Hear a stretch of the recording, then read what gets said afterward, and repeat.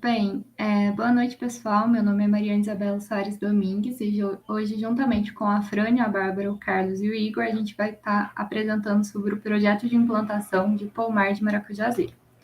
Nosso trabalho ele ficou subdividido em introdução, desenvolvimento do projeto, cronograma, custo de produção, estimativa de rentabilidade, o croquis e as considerações finais.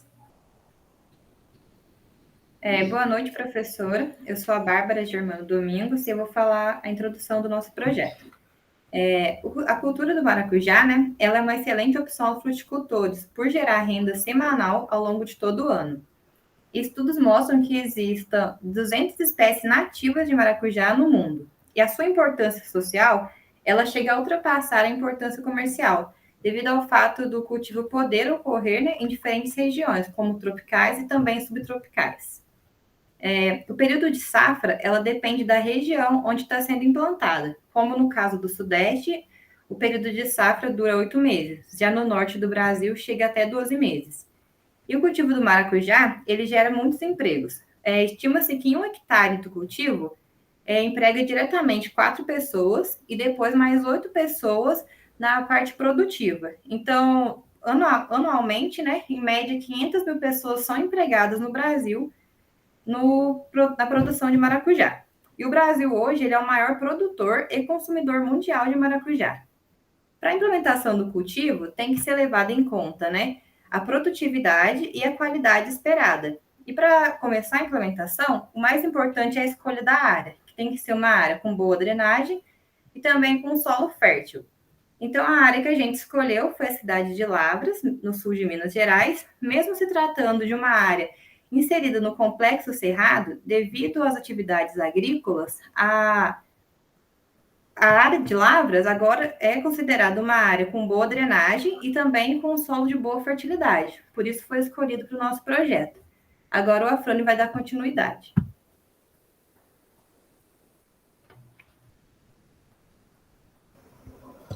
Boa noite, professor. Meu nome é Afrânio Gabriel da Silva Godinho Santiago. Eu vou apresentar sobre o sistema de produção que foi adotado. O sistema de produção que foi adotado na implantação do pomar de maracujá é o sistema de produção convencional em estufa. Qual que é o motivo da gente adotar esse sistema? Esse sistema, ele propicia para as plantas um ambiente produtivo com microclima mais favorável à produção, que traz também uma maior sanidade por estar protegendo as plantas de pragas e agentes externos que possam estar prejudicando. Lembrando que o gênero Passiflora, do qual o maracujá faz parte, é nativo das Américas, né, da América do Sul. Então acaba que existem muitas pragas e doenças que estão aqui já, que são endêmicas. O aumento da produtividade em função do maior controle de solo, um ajuste fino aí na nutrição, e a redução do ciclo de produção. Pode passar o slide. Bem, o plantio adensado aí, comparado com o de estufa, traz dados interessantes sobre a escolha do modelo.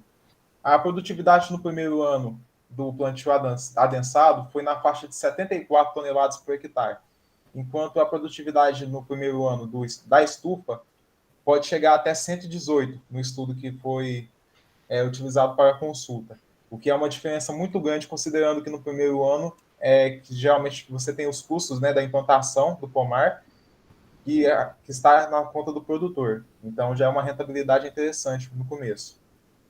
A produtividade aí, durante o ciclo, foi de 77,14 toneladas por estufa, que também foi um número consideravelmente mais alto que o de plantio adensado convencional, que foi de 47,36. E o ciclo da cultura também na estufa foi um pouco mais alongado. Apesar dessa diferença não ser muito grande, já é uma diferença, sim.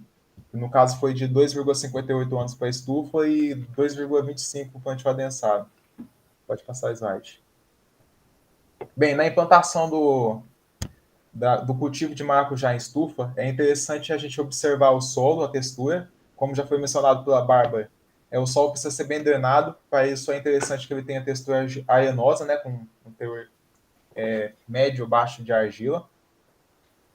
A compra das mudas deve seguir um alto rigor na escolha do cultivar, né, no posicionamento para o local, e também na questão fitossanitária, porque a introdução de mudas com doenças pode prejudicar muito o início do ciclo de cultivo, considerando que você está criando um ambiente favorável para a planta, esse mesmo ambiente também vai ser favorável para a doença, se ela entrar dentro da estufa. E também deve ser realizado também de maneira rigorosa a correção do solo, porque ela ao longo dos ciclos, vai ser importante aí para o fornecimento adequado de nutrientes. À direita aí nós temos duas fotos de duas doenças, né? A de cima é o vírus do endurecimento do fruto, que é a doença viral mais importante assim do Brasil atualmente. Ela causa uma perda enorme de frutos e o endurecimento. Ela é transmitida por um afídeo, mas também pode ser transmitida por mudas contaminadas. Então, deve ser observada. E o fusário também, que é o que está representado na foto de baixo, também deve ser olhado com atenção, porque seu ciclo de propagação se passa pelo solo. E depois, uma vez que ele está no solo, o controle fica difícil dentro da estufa. Pode passar o slide. Bem, em relação ao sistema de condução, a escolha vai ser o de espaldeira, e o motivo principal é que ele é o mais eficiente, aí pensando em colheita, tratos culturais como poda, e aplicação de produtos fitossanitários e nutrientes, caso necessário. O sistema de estaleiro, por ser uma rede em cima, acaba que dificulta alguns tratos culturais e diminui a uniformidade de aplicação, não é tão interessante para o nosso objetivo aqui. Pode passar o slide. Bem, a distância entre o morão e as estacas aí é na faixa de 5 metros, e a altura das estacas é de 1,8 metros de altura para a condução do maracujá. Dependendo do cultivar, pode ser necessário usar 2 fios de arame na espaldeira. Ok?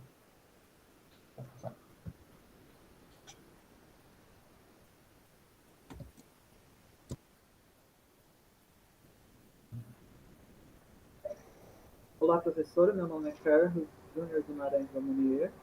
Eu vou falar um pouquinho sobre o nosso breve estudo de mercado, onde a gente constatou que o maracujá é processado principalmente para suco integral a 14 graus Brix, néctar e suco concentrado a 50 graus Brix.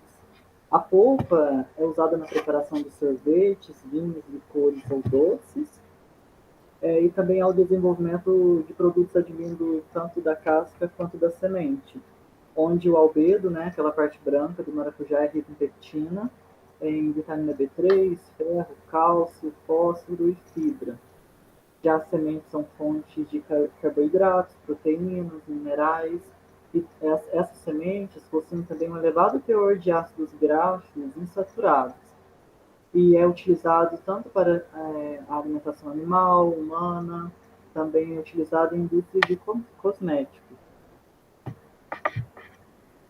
Nessa tabela são de cotações do maracujá azedo, é uma tabela atual, e onde mostra as ceasas dos estados do Sudeste, mais do Distrito Federal, onde é possível observar que o preço varia entre R$ 4,00 a R$ 5,50 o quilo de maracujá azedo.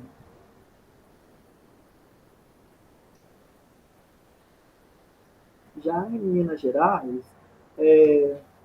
foi possível a gente constatar também que em 2019 foram produzidas 39,7 mil toneladas, sendo, portanto, o quarto maior produtor do país, onde a maior parte das plantações mineiras são do maracujá azedo, embora também seja plantado maracujá doce, mas em menor quantidade, onde é vendido por cerca de R$ 5,00 a unidade, e na base de 7 mil frutos em um hectare.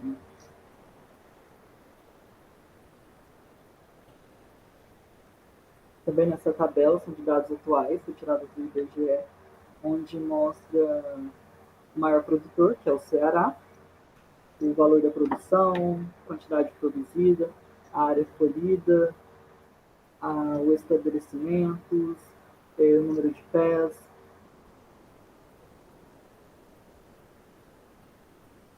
E nessa última tabela, da produção brasileira de maracujá, ela é de 2019, também é do IBGE, onde mostra a produção agrícola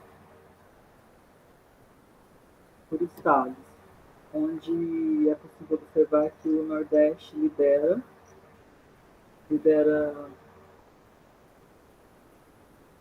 onde o Nordeste lidera com 382.739 a quantidade produzida em toneladas, sendo, portanto, de 64,5% na participação na produção brasileira, enquanto o Centro-Oeste ele contribui com 2,4% na participação da produção brasileira em comparação.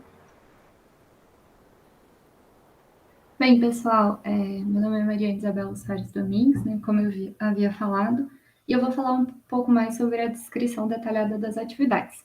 Para ficar mais didática, eu vou passar para o cronograma, porque todas as atividades que eu vou falar aqui, ela está no cronograma também. Bem, mais ou menos 90 dias antes do plantio, a gente precisa fazer realizar uma análise solo do local que a gente vai plantar, né? Porque a gente, para fazer uma adubação necessária, para fazer uma correção de solo necessária, a gente precisa dessa análise. Então, a gente vai lá, coleta a análise certinho dentro da estufa, envia para o laboratório, e aí, após o resultado dessa análise, a gente calcula a dose de calcário que a gente tem que aplicar na estufa e aplica. Essa aplicação, ela vai de 30 a 60 dias antes do plantio, a depender do tipo de calcário que você vai utilizar. Lembrando que quanto mais reativo for o calcário, você pode aplicar com menos tempo, né? Tipo 30 dias, por exemplo. E aí, antes do plantio, a gente precisa comprar essas mudas e instalar as estruturas de morão e o fio, né, dentro da estufa. A muda, ela vai ser muda de maracujá azedo, que vai ser obtida na Casa de Sementes aqui em Lavras. E lembrando que 5 dias antes desse plantio, que vai ser realizado um plantio em cóvulo, a gente tem que ir lá na estufa, fazer uma capina manual e aplicar diuron, que é um pré-emergente. Aí tudo bem, a gente foi lá, fez isso, a gente veio e plantou. Junto com o plantio, a gente vai pegar e fazer a adubação. O maracujá, ele precisa, um dos nutrientes mais importantes é potássio, nitrogênio, fósforo, cálcio, enxofre e magnésio. Lembrando que o cálcio, enxofre e o magnésio, ele pode ser obtido pelo calcário e pelo gesso agrícola também. E aí, o potássio, o nitrogênio e o fósforo vão ser aplicados. Com relação ao nitrogênio, a gente usa entre 20 e 30 litros de esterco bovino no plantio. E se a gente não tiver essa opção, a gente usa 150 quilos de ureia ou nitrato de amônio para adubar. E ao fósforo, 80 quilos por hectare. E com cloreto, 20 cloreto de potássio, 20 quilos por hectare. E aí a gente fez essa adubação em cova, tudo certinho. E aí a gente vai conduzir essa planta. 20 dias mais ou menos após o plantio, a gente vai aplicar um glifosato também como pós-emergente, porque a gente está viabilizando trabalhar com a estufa no limpo. A gente só quer a planta de maracujá lá dentro. E aí a gente vai realizar a primeira e a segunda poda. Essa primeira poda, ela é para eliminar os ramos laterais que dão ali no início. A gente vai estar conduzindo a planta, vão surgir ramos laterais, então a gente vem e faz essa poda. E a segunda é realizada para quebrar a dormência apical, para que ocorra a produção de ramos secundários, né? E aí, a gente também vai ter uma adubação de formação, que ela vai acontecer de 30 em 30 dias, que vai do 30 dias após o plantio a 180 dias. Então, de 30 em 30 dias a partir disso. Ela vai ser feita com o nitrogênio, né? Mais ou menos 100 kg de ureia e nitrato de amônio. O fósforo também. E o potássio, que é 130 quilos de hectares de K2O. 130 quilos por hectare de K2O, desculpa. E um ponto também muito importante a ser falado, que eu não comentei, é que a gente também vai aplicar 50 gramas de micronutrientes aqui junto com o plantio, né? E aí a gente vai fazer essa adubação de formação e depois a adubação de produção. Como o maracujá está dentro da estufa, a gente não vai ter uma polinização natural. Então, o que é necessário fazer, né? A gente vai lá, vai fazer uma polinização artificial. Você vai pegar a planta vai abrir a flor dela, e aí você vem com um pano, né? Limpo, muito importante. E aí você rela o dedo com esse pano dentro de uma flor, e aí você vai polinizando as outras. Você pega e vem com o dedo, poliniza a outra, fecha a flor e chacoalha ela um pouco. E aí, após essa polinização, de 6 a 9 meses após o plantio, a gente vai ter essa colheita e a pós-colheita. Um ponto muito legal de se falar é que, como o maracujá, quando ele é produzido em estufa, ele acaba sendo mais padronizado. Ele fica um fruto maior, mais bonito, e os frutos são mais padronizados, mais uniformes, né? E outro ponto também muito importante a ser falado, que a gente não colocou aqui, é que a gente, durante todo esse tempo, a gente tem que fazer um monitoramento lá dentro da estufa para ver se a gente não tem praga nem doença.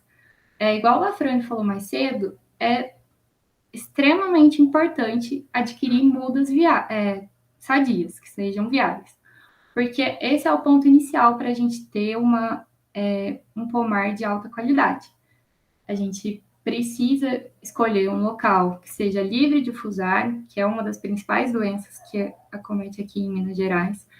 E essa muda de alta qualidade, sadia, ela vai nos permitir aí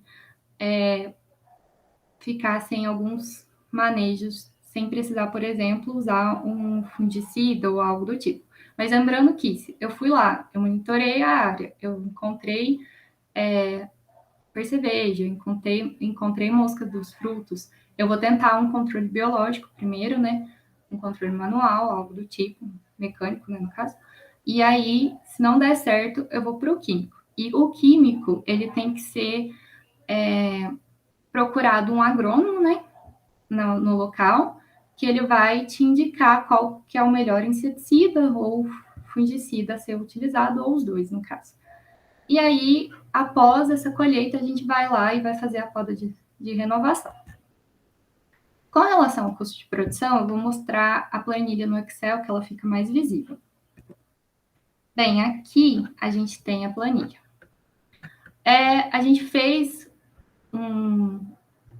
certinho, né? Procurou saber qual era o custo de cada coisa dentro desse sistema de produção, com relação aos insumos, como as mudas, com a adubação, aos materiais que vão ser utilizados para a estrutura da estufa e aos serviços que a gente vai utilizar. E o nosso investimento também, né? Porque a estufa ela é considerada como um investimento. E aí o nosso custo inicial do primeiro ano, ele fica em torno de 26.270,34. E é um custo relativamente alto, né? Porque, como vocês podem ver, a estufa, ela tem esse custo alto. E aí a gente fez o custo para o segundo ano também, para a gente ter uma noção. Aí, no segundo ano, o que a gente precisa fazer? A gente vai ter que adubar de novo. A gente não vai entrar com o calcário e com o gesso, por exemplo, porque a gente já fez essa adubação, a gente corrigiu o solo já no primeiro ano e, por enquanto, a gente não vai pensar nisso. E aí a gente entra com a adubação, troca os fitilhos e tudo mais, para construção de novo, entra com serviços. E aí esse custo, e aí a gente não vai ter o custo da muda também, que é um custo relativamente, assim, não tão alto, mas alto, que é em torno de R$700 aí. E aí a gente vai ter um total de custo de 4.236,47. Então a gente pode ver aí que, em média, nesses 2 anos, a gente vai ter um custo aí de R$32, R$33 mil, um custo relativamente alto. Mas um ponto muito importante a ser falado é que a produção do maracujá, ela pode, de acordo com a Embrapa, ela pode ser maior que 100 toneladas por hectare no ano, igual o Afrânio mostrou nos dados iniciais lá. Então, a gente vai ter uma produção muito maior. Então, se a gente tem essa produção muito maior, a gente vai ter um retorno maior. Então, nossa receita, calculada aí com as 100 mudas para uma estufa de 350 metros quadrados, que vai produzir em torno de 100 toneladas hectares ao ano, é de aproximadamente R$15.000. E aí é uma receita muito interessante, né? Boa noite, professor.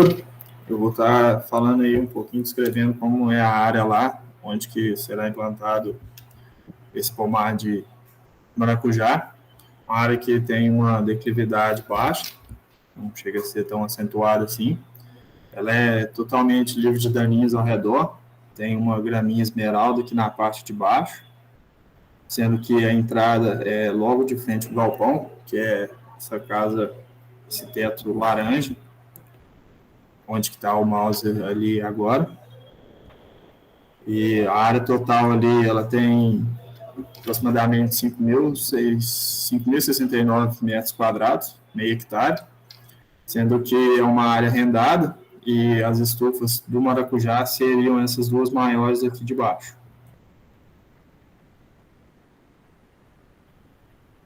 Aí, se puder passar para o outro, aqui fica mais nítido, seria nessa E4 aqui ou nessa E6. A casa de bombas fica logo aqui, onde que sai o sistema de irrigação via gotejamento, e o galpão aqui em cima, onde que guarda os insumos, as ferramentas e todos os demais utensílios que a gente possa precisar aí durante o manejo da cultura.